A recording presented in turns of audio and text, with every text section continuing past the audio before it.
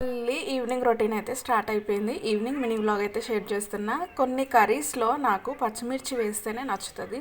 రెగ్యులర్గా నా వీడియోస్ చూసే వాళ్ళకైతే తెలుస్తుంది. ఆ టేస్ట్ అయితే అట్లా వేసి వండుకుంటేనే బాగుంటుంది.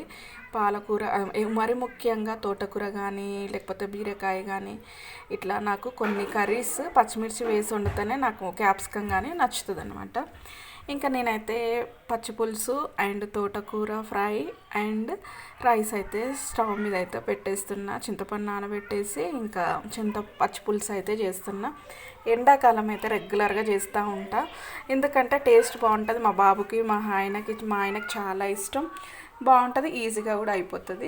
ఇంకా ఎగ్ రైస్ కూడా కొంచెం చేశాను అనమాట పిల్లల కోసం అయితే.